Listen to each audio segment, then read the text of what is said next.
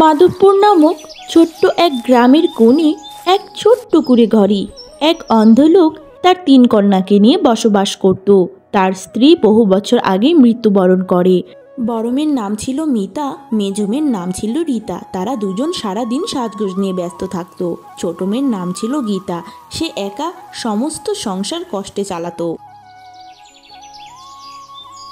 বাবা, ও বাবা, আমি এখন গিন্নিমার বাড়িতে কাজে যাচ্ছি, তোমার জন্য রেঁধে রেখেছি, খেয়ে নিও সময় মতো বাবা। মারে, বাবা হিসাবে আমি অনেক লজ্জিত যে নিজের এই কোমল মেয়েটাকে এভাবে লোকের বাড়িতে কাজ করে খাটিয়ে মারছি।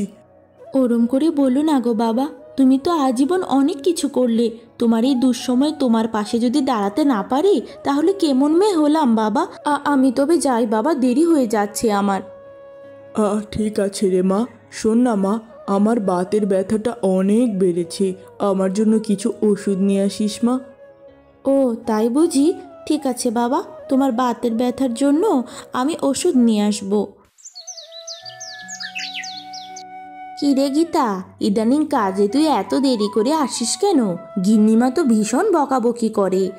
কি আর বলবো দিদি, অসুস্থ বাবা, এত বড় একটা সংসার একা একা চালিয়ে কুলিয়ে উঠতে পারি না, তাই দেরি হয়ে যায়, এই আর কি। বাবার বাতের ব্যথাটা খুব বেড়েছে, কিছু ওষুধ কেনার টাকা প্রয়োজন। আমায় কটা টাকা দিতে পারবে গো দিদি? আমি আবার সামনের মাসে শুধিয়ে দিতাম। আহারে, তোর কথা শুনে অনেক কষ্ট লাগলো, কিন্তু আমি আরেক হতভাগী, ছোট্ট বাচ্চাটাকে নিয়ে কি যে কষ্টে দিনকাল পার করছি। তুই তো জানিস স্বামীটা আমাদের ছেড়ে কত আগেই চলে গেছে। কি আর করব বোন বল? ও তাই বুঝি? ঠিক আছে দিদি, কোনো ব্যাপার না, আমি গিন্নিমার কাছে চেয়ে নেব। এই যে নবাবজাদি, ইদানিং কাজকর্মে এত দেরি করে আসা হয় কেন? এরকম করে আসা হলে কিন্তু কাজে রাখতে পারবো না আমি, বোঝা গেছে? ক্ষমা করবেন গিন্নিমা, আসলে বাবা অনেক অসুস্থ থাকে তো, সব কিছু মিলিয়ে মিশিয়ে আসতে আসতে দেরি হয়ে যায়, এই আর কি। তা বলছি, বাপকে নিয়ে যখন এত চিন্তা, তাহলে বাপের কাছে বাড়িতেই কুটুম সেজে বসে থাকো না। আমার ঘরে কাজ নিয়ে আমার টাকা ধ্বংস করছো কেন? ক্ষমা করবেন গিন্নিমা, এরপর থেকে আমি আর বিলম্ব করে আসব না।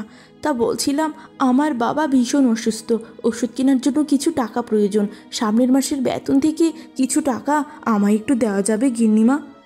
ওই তো কাজের মাঝে ১৭ রকম ফাঁকিবাজি, কিন্তু টাকা চাওয়ার বেলায় মুখ তুলে চলে আসতে লজ্জা লাগে না? টাকার গাছ নিয়ে বসে আছে নাকি? কোনো আগাম টাকা দিতে পারবো না, এখনই চোখের সামনে থেকে দূর হ। কি রে ছোট, তোকে সেই কবের থেকে বলছি একটু মাছ মাংসের ব্যবস্থা কর, তা না শুধু ডাল ভাত আর ডাল ভাত, এই একই খাবার আর কত খাবো শুনি? বর্দি, তুই তো সবই জানিস, লোকের বাড়িতে কাজ করে বাবার এত অসুস্থতা, এই সব কিছু সামলে সংসারে মাছ মাংস জোগাড় কী করে করব আমি একা হাতে দিদি? তুই বল আমায়, আমি তো পারছি না। হয়েছে, তা একটা বাড়িতে কাজ কেন করিস? আরো ২-৩টা বাড়িতে কাজ নিয়ে নে, তাই তো হয়ে যায়। সে কবের থেকে বলেছি আমার পাউডারটা ফুরিয়ে গেছে, সেটাও এনে দিচ্ছিস না। ধুর, ভালো লাগে না এইসব।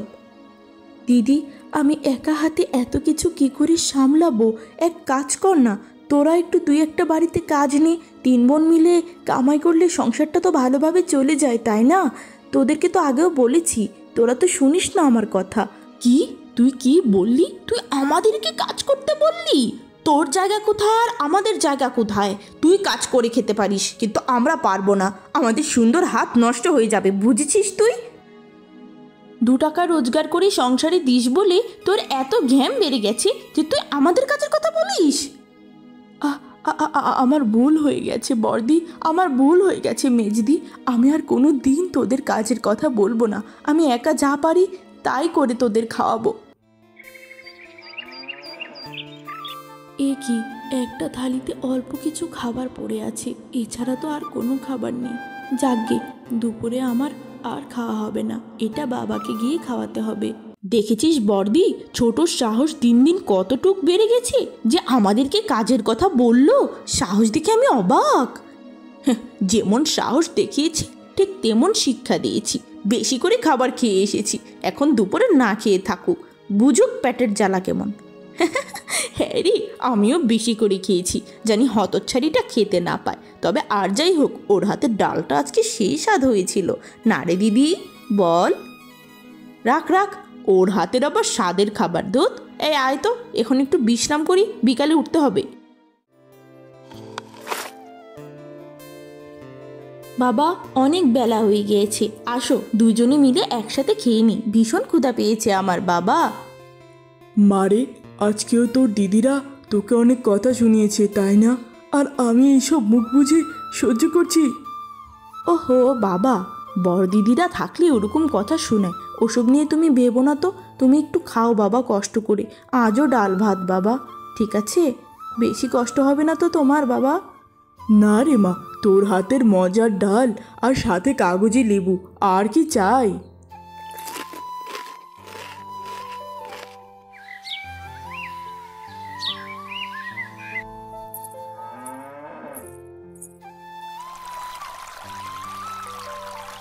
কি গো গীতা, কেমন আছিস? কি খবর তোর? এই তো ভালো আছি বৌদি, তোমরা কেমন আছো? আমরা তো ভালোই আছি রে গীতা, তা তুই তো ভালো নেই। সারাদিন ঘরের সব কাজ তো তোকে একাই করতে দেখি। তোর ঢিংড়ি ঢিংড়ি দুটো বোন আছে, ওরা কি করে শুনি? হ্যাঁ, আসলে ঠাম্মি, দিদিরা আমার কাজে অনেক সাহায্য করতে চায়, আমি দিই না, কারণ আমি একটু বেশি কাজ করতে ভালোবাসি, এই আর কি। আমাদের থেকে ওইসব লুকাতে পারবি না রে গীতা, সবই বুঝি। তুই তো ঘরে রোজগার করিস, সব তুই করিস, তাহলে ওদের এসব সহ্য করছিস কেন? ঘাড়ে ধরে বাড়ি থেকে বের করে দে, একা রাজ কর বাড়িতে, বুঝেছিস বোন? তোর ভালো চাই তাই বললাম। তোমরা আমাদের অনেক পরিচিত প্রতিবেশী দেখে তোমাদের এরকম কথার আমি কোনো উত্তর দিলাম না। তবে একটা কথা কান খুলে শুনে রাখো, যতদিন আমার দেহে প্রাণ আছে আমি আমার পরিবার নিয়ে একসাথে থাকব।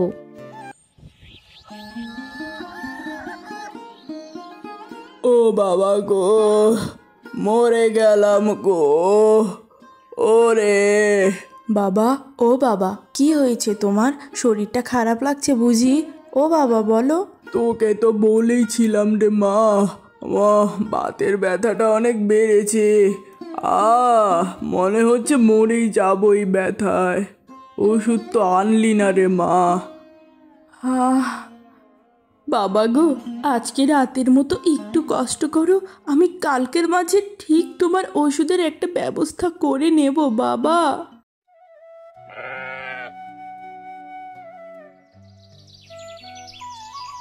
নিজ বাবা এতটা অসুস্থ হয়ে বিছানায় কাতরাচ্ছে, আর আমি একটু টাকা কোথাও থেকে সাহায্য পাচ্ছি না যে বাবার জন্য ওষুধটা কিনে বাবাকে একটু শান্তি দিব। কেমন মেয়ে হলাম আমি। তখনই গায়ত্রী দেবীর ছেলে সুজয় সেখানে আসে। প্রথম দেখায় গীতাকে দেখে সুজয়ের ভীষণ পছন্দ হয়, এমন সুন্দরী মেয়ে সে এর আগে দেখেনি। এ কি, তুমি কে সুন্দরী কন্যা? এমন করে কাঁদছো কেন? কি হয়েছে তোমার? আমি হলাম এক জনম দুঃখী, যার দুঃখের কোনো শেষ নেই। তবে এই দুঃখের ভাগ নিতে চাইছেন কে আপনি? বলুন না, আগে তো দেখিনি আপনাকে। আমি হলাম গায়ত্রী দেবীর একমাত্র ছেলে সুজয়। এতদিন শহরে পড়াশোনার সুবাদে ছিলাম, আজ বাড়ি ফিরে এসেছি। তা তুমি তোমার সমস্যাটা আমায় বলতে পারো। ও সুজয় বাবু, আমার বাবা ভীষণ অসুস্থ, তার জন্য আমার কিছু ওষুধ কেনা প্রয়োজন, টাকা নেই, সেই টাকার সাহায্য আমি কোথাও পাচ্ছি না। ও এই ব্যাপার, ঠিক আছে, তুমি চিন্তা করো না, তোমার বাবার চিকিৎসার টাকা আমি তোমায় দিব। এই ধরো, এই টাকাটা রাখো, লাগলে আরও নিও। ধীরে ধীরে অন্ধ লোকটির শারীরিক অবস্থা ভীষণ খারাপ হতে থাকে। কি ব্যাপার বাবা, তুমি হঠাৎ এত তারার মাঝে আমাদের ডাকলে? কি হয়েছে তোমার? হ্যাঁ, আমার শরীরের অবস্থা দিনকে দিন খারাপই যাচ্ছে রে মা। মনে হচ্ছে আমি আর বেশি দিন বাঁচবো না। তোরা 3 বোন মিলেমিশে থাকিস, ছোট বোনটার দিকে একটু লক্ষ্য রাখিস। তুমি কি বলতে চাও বাবা? আমরা কি ওর দিকে লক্ষ্য রাখি না? আর তুমি এরকম মরি মরি করে আর তো মরই না, এগুলো এখন পূরণ হয়ে গেছে বাবা, নতুন কিছু বলো, বুঝেছো? আরে মা, অনেক কষ্টে জীবনের সম্বল জমিয়ে তিলে তিলে উত্তর পারে একটা ছোট্ট জমি আছে।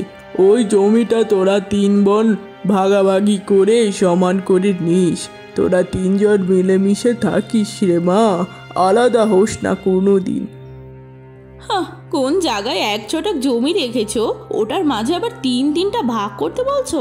এক কাজ করো বাবা, ওই জমিটায় তোমার চিতা বানিয়ে তোমার দেহ দাহ করতে কাজে লাগবে। আমাদের কোনো প্রয়োজন নেই, অথবা তোমার আদরের ছোট মেয়েকে দিয়ে দাও।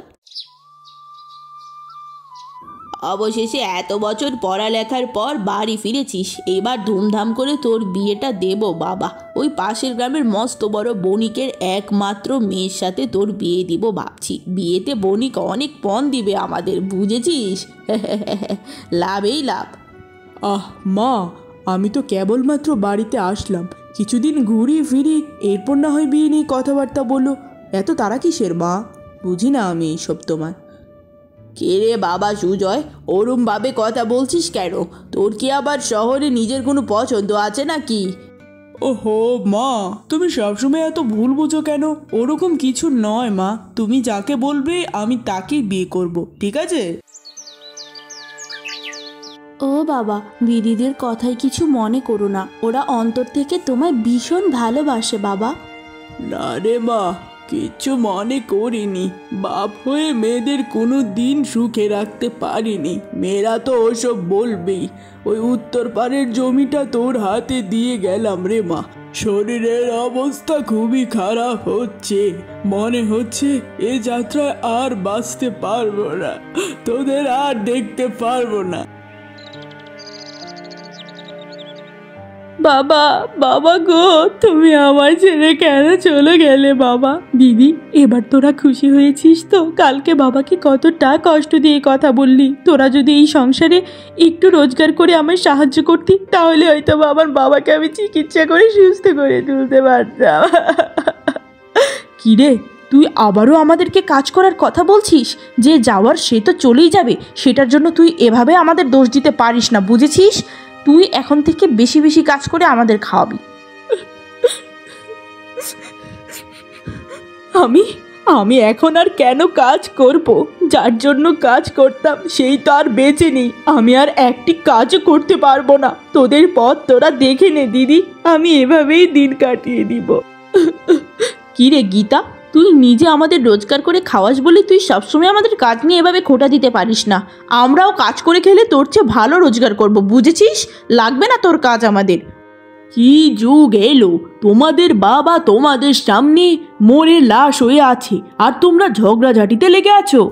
এভাবেই এক অসহায় বাবার শেষকৃত্য সম্পন্ন হয়।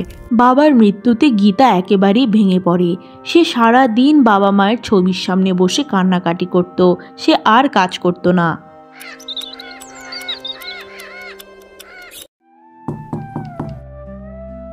এতদিন হয়ে গেল তুমি আমাদের বাড়িতে কাজে আসছো না, কি হয়েছে গীতা? তোমার কি কোনো সমস্যা হয়েছে? এখন থেকে আমি কারো বাড়িতেই কাজ করব না সুজয় বাবু। কিন্তু কেন গীতা? তুমি কি মায়ের কোনো ব্যবহারে কষ্ট পেয়ে এই সিদ্ধান্ত নিয়েছো? হ্যাঁ? না সুজয় বাবু, গিন্নিমার কোনো কথায় আমি কষ্ট পাইনি। যার জন্য কষ্ট করে টাকা রোজগার করতাম সেই মানুষটাই আর পৃথিবীতে নেই। আমি আর কার জন্য লোকের বাড়ি যাব বলুন তো? এ কি বলছো গীতা? তোমার সাথে এত বড় ঘটনা ঘটে গেছে আর আমাকে তুমি জানালেও না। তুমি কান্না করো না, তোমাকে আমি আর অসহায় থাকতে দিব না। আমি তোমায় বিয়ে করে আমার স্ত্রী করব, তোমায় রানী বানিয়ে রাখবো। এ কি বলছেন কি আপনি? আপনাদের জায়গা কোথায় আর আমার জায়গা কোথায়? গিন্নিমা এই সম্পর্ক কোনো দিন মেনে নেবেন না। এ হয় না সুজয় বাবু, এ হয় না। মনের মিল থাকলে সব কিছুই সম্ভব হয় গীতা। মা হয়তো বা প্রথমে মেনে নিবে না, পরে ঠিক মেনে নিবে, কারণ তুমি হচ্ছ লক্ষ্মী মেয়ে, তোমার উপর মন তো বসবেই। এরপর গীতা ও সুজয় মন্দিরে গিয়ে নিজেদের মতো বিয়ে করে নেয়। এইসব আমি কি দেখতে পাচ্ছি বাবা সুজয়? এইসব কি সত্যি নাকি কল্পনা? না মা, এই সব কিছুই কল্পনা না, সব কিছুই সত্যি। আমি গীতাকে বিয়ে করে নিয়েছি মা, আমি ওকে খুব ভালোবাসি মা। শহরে তোকে কত কষ্ট করে পড়ালেখা করালাম, বড় করলাম, বড় এক ঘরে তোর বিয়ে দিব, কত কত পণ আনবো, আর শেষে কিনা তুই ভিখিরি বাড়ির মেয়েটাকে বিয়ে করে নিলি সুজয়। হ্যাঁ, আমি মানছি মা, গীতাদের আর্থিক অবস্থা অতটা উন্নত নয়, তবে পৃথিবীতে কি টাকাই সব মা? গীতার মনটা অনেক ভালো, ও আমাদের পরিবারকে অনেক সুখী করে তুলবে। তুমি দেখো মা, দেখো। মা, আপনি সুজয়বাবুকে একদম ভুল বুঝবেন না। বাবা মরে যাবার পর আমার অসহায়ত্ব দূর করতেই সুজয়বাবু এমন সিদ্ধান্ত নিয়েছেন। উনি খুব ভালো মনের মানুষ মা। আমি আপনাকে কোনো দিন কষ্টে রাখবো না মা।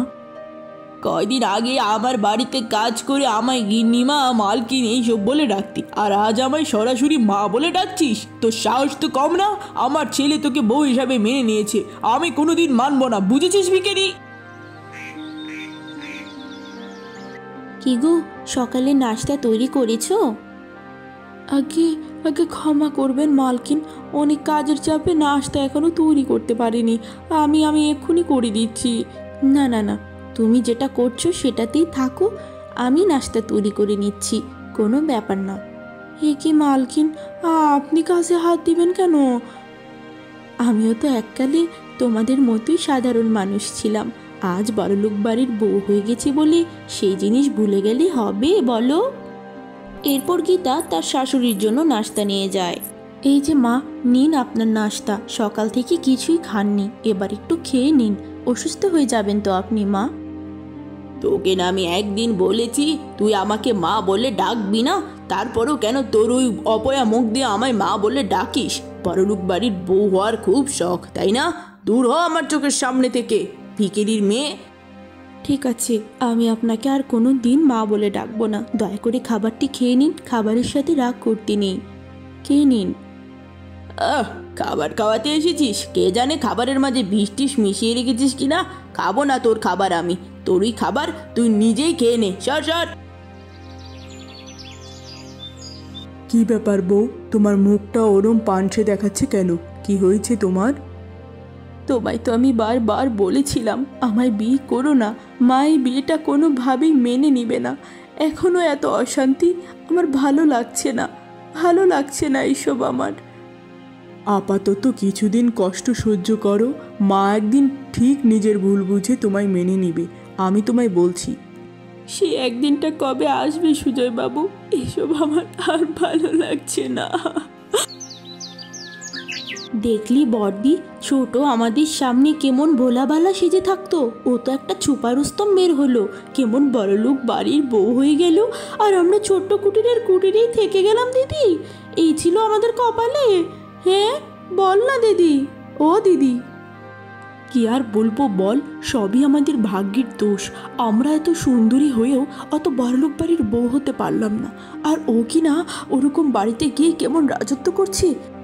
এইভাবে ওর জীবন সুখী হবে আর আমরা মেনে নিব? এ হতে পারে না। হ্যাঁ, তুই ঠিক বলেছিস, ওর জীবন থেকে সুখ কেড়ে নিতেই হবে।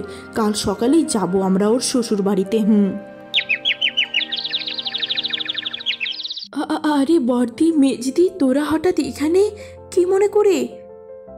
বাবা মরার পর থেকে তুই তো এই দিদি দুটোকে ভুলেই গেছিস, আমরা কি তোকে আর ভুলতে পারি? তাই তোকে দেখতে চলে এলাম। ছোট, কেমন আছিস বোন আমার? তোকে খুব মনে পড়ে রে। তা এই দিদি দুটোকে বাড়ির ভিতরে আসতে বলবি না বোন? হ্যাঁ, তোরা আমায় এত ভালোবাসিস দিদি, আয় আয় আয়, বাড়ির ভিতরে এসে কয়দিন থাকবি, আমি তোদের জন্য রান্নাবান্নার আয়োজন করছি। এরপর গীতা তার দু বোনের জন্য রান্নাবান্নার আয়োজন করতে থাকে। গীতার শ্বশুরবাড়ি আমরা যতটুক না বড় ভেবেছিলাম, এ তো তার চেয়ে আরো বেশি বড়, ঠিক যেন রাজপ্রাসাদ। হ্যাঁ মেজো, তাজা বলেছিস, ঠিক যেন রাজপ্রাসাদের এক রাজকীয় রানীর মতো বাস করছে ওই শয়তানি, ওর সুখে আগুন জ্বালিয়ে দেব। ঠিক তখনই গীতার শাশুড়ি সেখানে আসে। আরে বাবা, তোমরা আবার কারা? তোমাদেরকে তো এর আগে আমার বাড়িতে দেখিনি। আগে মাসিমা, আমরা হলাম গীতার বোন, আমি ওর বড় বোন আর ও হচ্ছে ওর মেজো বোন, বেড়াতে এসেছি আমরা। ওরে বাবা, এক পাগলের ভাত নেই নতুন পাগলের আমদানি নাকি? তা তোমার বোন তো আমার ছেলের মাথাটা নষ্ট করে দিয়ে ফাঁদে ফেলে বিয়ে করেছে, এখন তোমরা আবার কি উদ্দেশ্যে আমার বাড়িতে এসেছো? আপনার রাগ করাটা খুবই উচিত মাসিমা। যে কাজ ঘটেছে আমরাই অবাক, যে কিনা এই বাড়িতে কাজ করে পেট চালাতো সে কিনা এই বাড়ির বউ হয়ে গেল। হা হা হা, আফসোস, খুবই আফসোস। আরে তোমরা কি রীতার সত্যিকারের বোন নাকি সৎ বোন? হ্যাঁ, এমন কিছু বলছো বোনের নামে? ওর আপন বোন বলেই ওর এত পাপ অত্যাচার সহ্য করেও আমরা একই বাড়িতে ওর সাথে থাকতাম। আপনাকে নিজের মানুষ মনে করে একটা কথা বলি মাসিমা, ও হচ্ছে আমাদের এলাকার সবচেয়ে বিখ্যাত চুন্নি। কয়দিন পর পর আমার বাবার অনেক টাকা খরচ করত, সেই দুঃখে দুঃখেই তো বাবা মরে গেল। এলাকার মানুষদেরও অনেক কিছু চুরি করত। আপনি সাবধানে থাকবেন, আপনার বাড়িতে তো অনেক কিছু আছে মাসি, কখন আবার কোনটা নিয়ে নেয় কে জানে। আরে বাবা, এইসব কি বলছো? এই মেয়ে খারাপ জানতাম, কিন্তু এই মেয়ে যে এত বড় চোর সেটা তো জানতাম না। এখন আমার ছেলের সামনে যে করেই হোক এটা আমায় প্রকাশ করতে হবে, যে করেই হোক। হে বিধাতা, এ আমার কি সর্বনাশ হলো গো! হায় হায় গো, আমার কি হলো! আরে মা, তোমার কি হয়েছে? সকাল সকাল এরকম করে চেঁচামেচি করছো? হ্যাঁ? আর বলিস না বাবা সুজয়, তোর ঠাকুমা আমায় একটা বংশীয় গহনা দিয়েছিল আমার ছেলের বউকে দেওয়ার জন্য। সেই গহনাটা আমি আর দেখছি না, চুরি হয়ে গেল রে। এ কি বলছেন মা? চুরি কেমন করে হবে? আমাদের বাড়িতে তো কয়দিন যাবৎ কোনো বাইরের লোক আসা যাওয়া করেনি। বাহিরের কেউ আসেনি মানে? তুই তো হইলে এই ঘরে বাহিরের কেউ। তুই আমার ওই গহনা চুরি করেছিস, চুন্নি মেয়ে কথাকার। মা, তুমি কি পাগল হয়ে গেলে? মানছি তুমি গীতাকে পছন্দ করো না, তাই বলে তুমি ওকে এভাবে চোর বলতে পারো না মা। ও এরকম ধরনের মেয়ে নয় মা। শুনো, যেহেতু মার আমাকে সন্দেহ হচ্ছে, তাহলে মা আমার ঘরে এসে সমস্ত ঘরটা পরখ করে দেখে নিক। এরপর তারা সবাই মিলে গীতার কক্ষে যেতে থাকে। সেখানে গিয়ে খাটের নিচ থেকে সেই গহনা উদ্ধার হয়। দেখেছিস খোকা সুজয়, তোকে বলেছিলাম না তোরই বউই গহনাটা চুরি করেছে। এই জন্যই সবসময় বলতাম জাতের বিয়ে বিয়ে করিস। দেখেছিস তো, দিন শেষে একটা চুন্নি বিয়ে করেছিস রে বাবা। হায় হায় রে! হ্যাঁ কি মা, আপনি এসব কি বলছেন? বিশ্বাস করুন মা, আমি এই গহনা চুরি করিনি। হ্যাঁ গো, তুমি কিছু বলছো না কেন মাকে? আমি আর কি বলবো গীতা, আমি তো নিজের চোখকে আর অবিশ্বাস করতে পারছি না। ছি ছি ছি ছি, তোমায় আমি এতটা ভালোবেসেছি আর তুমি কি না! ছি, গহনা লাগলে আমায় বলতে। না, এটা আমি সহ্য করব না। তুমি চলে যাও এই বাড়ি থেকে, এতেই তোমার মঙ্গল। একে, তুমি আমায় চলে যেতে বলছো কেন? আমি কোথায় যাব? আমায় তোমরা দাঁড়িয়ে দিও না। এই হতচ্ছাড়ি, অভিনয় বন্ধ কর, বেরিয়ে যাই বাড়ি থেকে, বের হ। এরপর গীতা কাঁদতে কাঁদতে সে বাড়ি থেকে বেরিয়ে যায়। তোমাদের কারণে ওই হতচ্ছাড়িটাকে আমার ছেলের জীবন থেকে তাড়াতে পেরেছি। খাও মা, পেট ভরে খাও তোমরা। আর কত খাবো মাসি, খেতে খেতে পেটটা ফুলে গেছে। এবার আমাদের বাড়ি যেতে হবে, না হলে আবার দেরি হয়ে যাবে। তবে আমরা যাই কেমন? আরে আরে, এইসব কি বলছো? তোমাদের কারণে আজকে আমি এই সুখের দিন দেখতে পেরেছি। তোমাদের যেতে হবে না, তোমরা এখানেই থাকবে। যখন যা লাগবে আমায় বলবে। ঠিক আছে মাসি, আমরা এখানেই থাকবো। কোনো দিন ওই গীতাকে বাড়ির আশেপাশে আসতে দেব না। বাবা মা, তোমরা তো কোনো দিন আমাকে চুরির শিক্ষা দাওনি, তাহলে কেন আজ ওরা আমায় চুরির অপবাদ দিয়ে বাড়ি থেকে তাড়িয়ে দিল? আমার তো মনে হচ্ছে এখানে বড়দি আর মেজদিরও ভীষণ রকমের ষড়যন্ত্র আছে। এমনকি সুজয় বাবু আমায় ভুল বুঝলেন। এখন আমি কোথায় যাব? এভাবেই বেশ কিছুদিন কেটে যায়। বেশ কয়েকদিন হলো ওই হতচ্ছাড়িটা আমার ছেলের জীবন থেকে গেছে। এবার আমার ছেলেটাকে একটা নতুন বিয়ে দিতে হবে। হ্যাঁ, এরকম কথা বলতে বলতেই হঠাৎ গায়ত্রী দেবীর ভীষণ বুকে ব্যথা ওঠে এবং সে অজ্ঞান হয়ে পড়ে যায়। সঙ্গে সঙ্গে তাকে শহরের মস্ত বড় হাসপাতালে ভর্তি করা হয়। তার শরীরের অবস্থা ভীষণ খারাপ ছিল। ডাক্তারবাবু, হঠাৎ আমার মা এরকম অজ্ঞান হয়ে গেলেন। মিস্টার সুজয়, আপনার মায়ের একটা কিডনির অবস্থা ভীষণ খারাপ, একেবারে লাস্ট স্টেজে আছেন উনি। এ কি বলছেন ডাক্তার সাহেব? কিছু একটা করুন, যত টাকা লাগে আমি দিব, নো প্রবলেম, প্লিজ। আসলে বিষয়টা টাকার নয়, ওনার কিডনির সাথে ম্যাচিং কিডনি এই মুহূর্তে আমরা কোথাও পাচ্ছি না। আপনি আপনার তরফ থেকে চেষ্টা করুন, আমরা দেখছি বাকিটা কি হয়।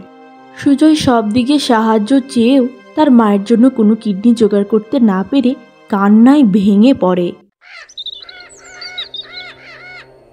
মিস্টার সুজয়, আপনার জন্য একটা গুড নিউজ আছে। আপনার মাকে কিডনি দেওয়ার জন্য একজন সহৃদয়বান নারী আমাদের কাছে এসেছেন এবং সে এটার জন্য কোনো টাকাও নেবেন না।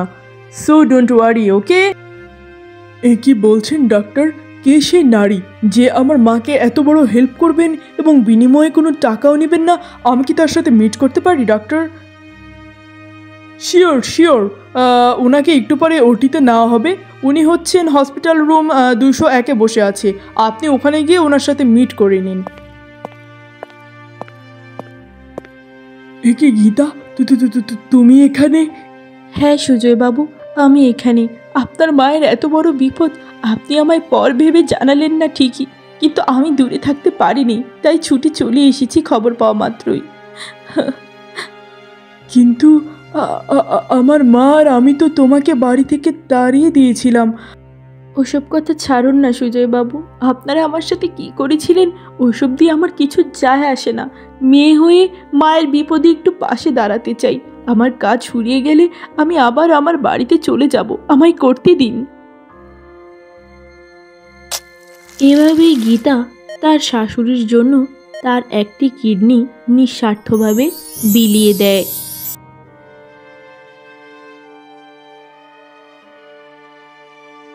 আমি জানতাম আমার ছেলে আমায় ঠিক বাঁচিয়ে নেবে। না মা, আমি তোমায় বাঁচাতে পারতাম না যদি সময় মতো গীতা এসে হাজির না হতো মা। সবই গীতার অবদান। এইসব তুই কি বলছিস? ওই অলক্ষণের নামটা কেন নিচ্ছিস? এরপর সুজয় তার মায়ের কাছে সমস্ত ঘটনা খুলে বলতে থাকে, যা শুনে তার মা অবাক হয়ে যায়। এসব তুই কি বলছিস বাবা সুজয়?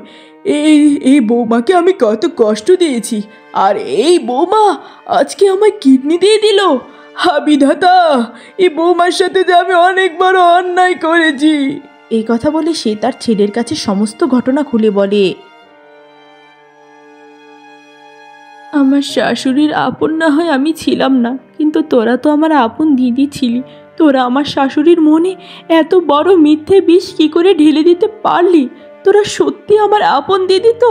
ছি ছি ছি ছি, আমি আর তোদের চেহারা দেখতে চাই না। আসলে হিংসার বশবর্তী হয়ে আমরা অন্ধ হয়ে গেছিলাম ছোট, আমাদের ভুল হয়ে গেছে, আমাদের তাড়িয়ে দিস না। এ বাড়িতে দুটো ভালো মন্দ খেতে পেয়ে বেঁচে আছি, আমরা কোথায় যাব বল? তোমাদের কোনো ক্ষমা হবে না, উল্টে তোমাদের নামে আমি আরও থানায় গিয়ে মামলা করব। না না না, অমন করে বলবেন না, আমাদের ভুল হয়ে গেছে। ছোট, এই দিদিদের ক্ষমা করে দে না, ক্ষমা কর বোন। ঠিক আছে, আমার বাবা সবসময় আমায় বলতেন ক্ষমা করা মহৎ গুণ। আমি তোদের ক্ষমা করে দিলাম, তবে তোরা আর এই বাড়িতে থাকতে পারবি না। বাবা যে উত্তরপাড়ের জমিটা আমায় দিয়েছিল, সেই জমিটা আমি তোদের নামে করে দিলাম। যা, সেই জমিতে গিয়ে চাষবাস করে নিজেদের মতো সুখে থাক। কোনো দিন আমার জীবনে তোরা আসিস না। তোরা ভালো থাক। যা দিদি, তোরা চলে যা, চলে যা। হ্যাঁ হ্যাঁ রে ছোট, আমরা তোর সাথে এত অন্যায় করলাম, তারপরও তুই আমাদের ক্ষমা করে দিচ্ছিস। তার উপর আবার আমাদের চলার জন্য উত্তরপাড়ের জমিটাও দিয়ে দিলি। তুই আমাদের নিয়ে এত ভাবিস বোন, আর আমরা এইসব কি করে ফেললাম? গীতা বৌমা, তুই আমায় ক্ষমা করে দে রে মা। আমি যে হিরে চিনতে ভুল করেছি, আমায় ক্ষমা কর মা, ক্ষমা কর। আপনি তো আমার মা, মা হয়ে মেয়ের কাছে ক্ষমা চেয়ে আমায় লজ্জিত করবেন না মা। আমি জন্মের পর কোনো দিন মায়ের ভালোবাসা পাইনি, আপনি শুধু আমার মায়ের মতো ভালোবাসবেন।